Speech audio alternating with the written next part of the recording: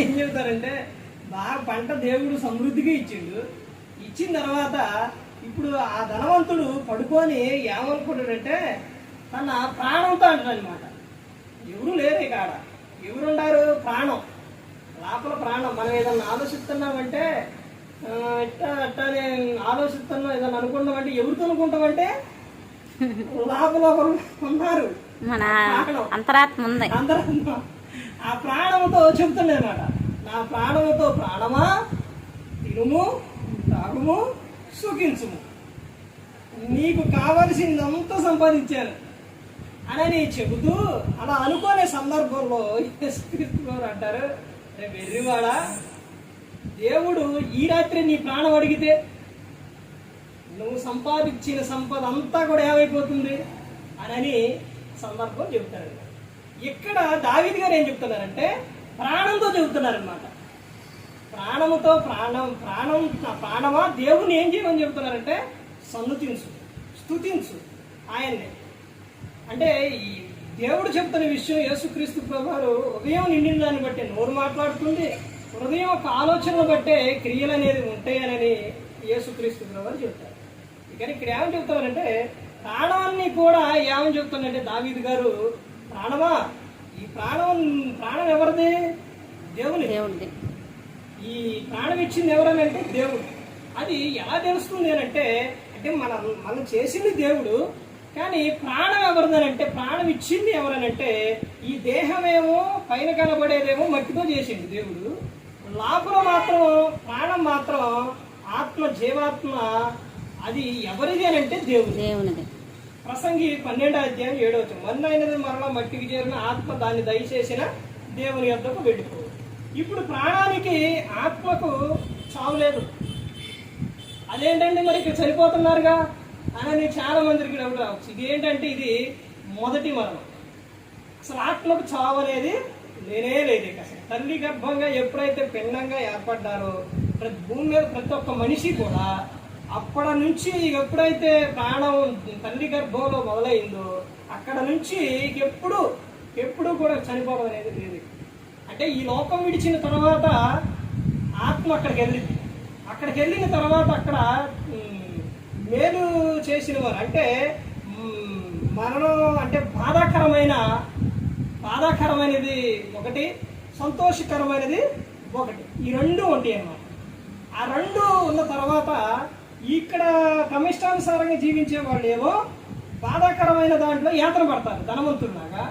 తర్వాత దేవుని యందు భయభక్తులు కలిగి ఆయన నమ్ముకున్న ఉండి ఆయన యందు భయభక్తులు నడిచిన వాళ్ళేమో ఆనందకరమైన దాంట్లో ఉంటారు. అయితే వీళ్ళందరూ కూడా ఒక రోజు వచ్చేసరికి ఆది కాండం నుంచి ఆదాము కాడ నుంచి కూడా ఈ భూమి ఎప్పటికైతే అంతమైపోయిద్దో ఆ తర్వాత యేసుక్రీస్తు ప్రభువారు ఎప్పుడైతే వస్తారో అప్పటి వరకు కూడా ఉన్నవాళ్ళు తర్వాత వరకు చనిపోయిన వాళ్ళు, బ్రతికున్న వారు వీళ్ళందరూ మొత్తం కలిసి ఎక్కడికి వెళ్తారని అంటే మధ్య ఆకాశానికి వెళ్తారు.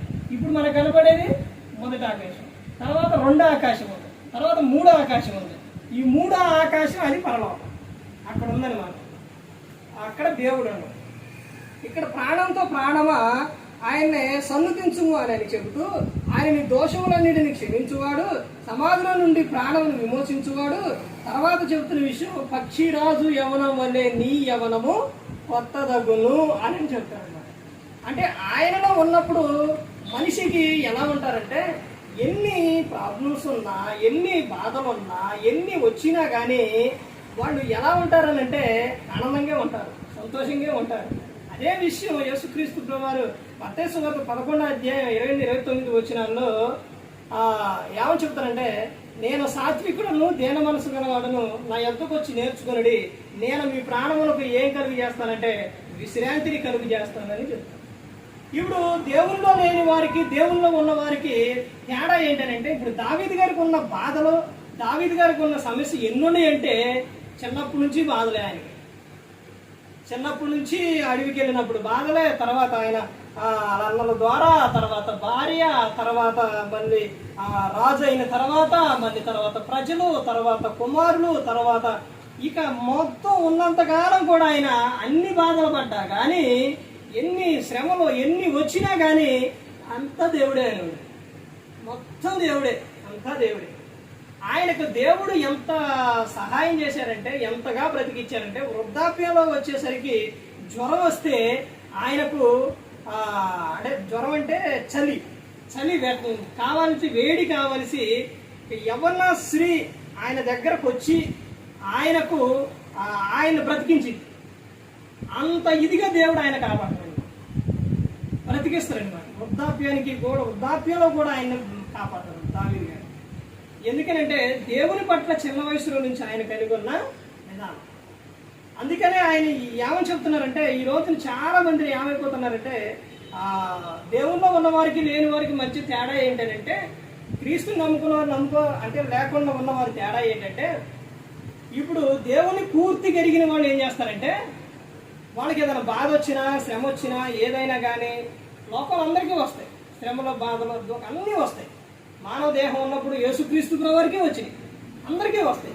ఈ ఉన్నవారికి లేని వారికి తేడా ఏంటంటే, ఉన్నవారు ఏం చేస్తారంటే ఏదన్నా తాగి చనిపోవడము, గురి పెట్టుకోను, దీని కింద పడో ఎక్కడన్నా తూకో చనిపోదాము అనుకునే సమయంలో వీళ్ళకి ఏం గుర్తొచ్చిద్దని అంటే, అమ్మో ఇలా చనిపోతే మనం ప్రాణాన్ని దేవుడిచ్చిన ఆత్మని హత్య చేస్తాను, హత్య చేయకూడదు, హత్య చేస్తే ఇక్కడ పడే బాధ కన్నా అక్కడ నరకంలో పడేస్తారో, అమ్మో అది భయంకరంగా ఉంటుంది, అగ్ని ఆరదు, పురుగు చావదు, ఏదో ఒకటి దేవునికి మొరపెట్టుకొని ఇక్కడే ఆయనకు మొరపెట్టుకుని మన సమస్యలు ఇవన్నీ తీరిపోతే అమ్మో మనం ఆత్మహత్య చేసుకోకూడదు అని అనుకుంటారు.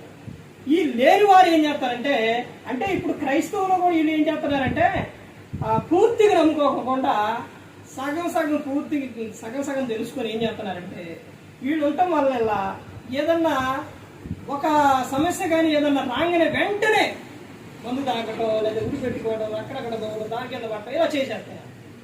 ఆనందం క్షణంలో వెళ్ళిపోయింది, మరలా తిరిగి రావాలంటే మనిషిలోకి రాదు. అలా చేస్తూ ఉన్నారు. అంటే లోకంలో ఉన్న వారికి, లోకంలో లేని వారికి, దేవుని నమ్ముకున్న వారికి మధ్య తేడా ఈ విధంగా ఉంటుంది. అంత ఇదిగా ఇందులోని చాలా